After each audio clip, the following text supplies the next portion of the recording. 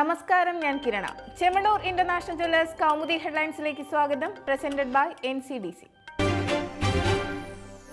ശമ്പളത്തിന് ശനിദോഷം.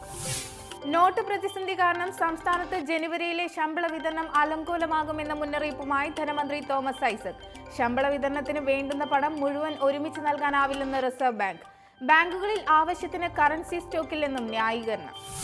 അതിനിടെ സഹകരണ മേഖലയിൽ സമാന്തര ധനവിനിമയത്തിന് പദ്ധതിയുമായി സർക്കാർ. കോയിൻ എന്ന പേരിൽ ഡെബിറ്റ് കാർഡുകൾ പുറത്തിറക്കും. കോയിൻ കാർഡുകൾ ഉപയോഗിച്ച് മുഴുവൻ സഹകരണ സ്റ്റോറുകളിൽ നിന്നും സാധനങ്ങൾ വാങ്ങാം.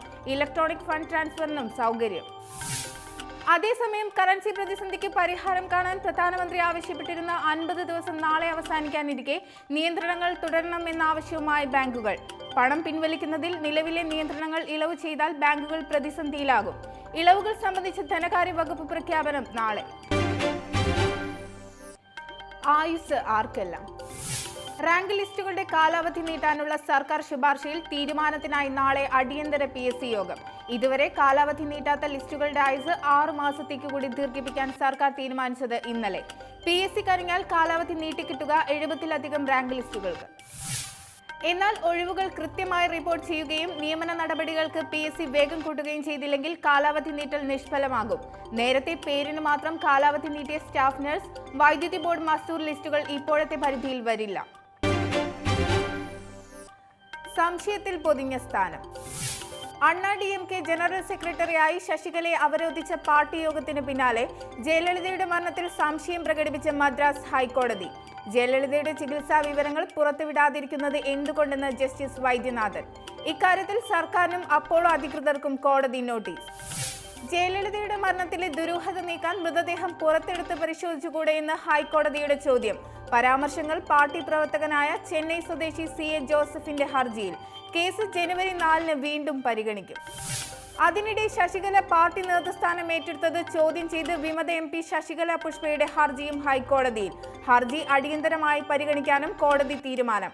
വിമത സ്വരമുയർത്തിയ ശശികല പുഷ്പയെ നേരത്തെ പാർട്ടിയിൽ നിന്ന് പുറത്താക്കിയിരുന്നു. ക്ലൈമാക്സ് തേടുന്ന സമരം.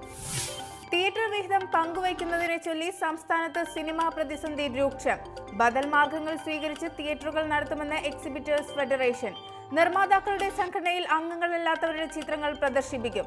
നിർമ്മാതാക്കളുടെ വാശിക്ക് പിന്നിൽ സ്ഥാപിത താൽപര്യങ്ങളെന്ന് ലിബർട്ടി ബഷീർ. അതേസമയം സിനിമാ തർക്കത്തിൽ വിട്ടുവീഴ്ചയ്ക്കില്ലാതെ നിർമ്മാതാക്കളും വിതരണക്കാരും. തിയേറ്ററുകളിൽ നിലവിൽ പ്രദർശിപ്പിക്കുന്ന ചിത്രങ്ങൾ നാളെ മുതൽ പിൻവലിക്കും. തിയേറ്റർ ഉടമകളുമായി ഒത്തുതീർപ്പ് ചർച്ചയ്ക്കില്ലെന്നും സംഘടനാ പ്രതിനിധികൾ. ഇന്നത്തെ സ്വർണം വെള്ളി നിരക്കുകൾ.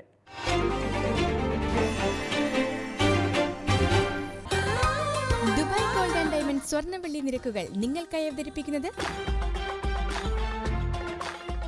Dubai gold and diamonds, India, UAE, Oman, Bahrain. സ്വർണം ഗ്രാമിന് 2630 രൂപ, പവൻ 21,040 രൂപ, വെള്ളി ഗ്രാമിന് 45 രൂപ. ദുബായ് ഗോൾഡ് ആൻഡ് ഡയമണ്ട് സ്വർണ്ണ വെള്ളി നിരക്കുകൾ നിങ്ങൾക്കായി അവതരിപ്പിച്ചത് Dubai gold and diamonds, India, UAE, Oman, Bahrain. Chemmanur international jewellers Kaumudi headlines presented by NCDC സമാപിക്കുന്നു. അടുത്ത ഹെഡ്ലൈൻസ് വൈകുന്നേരം 5:30.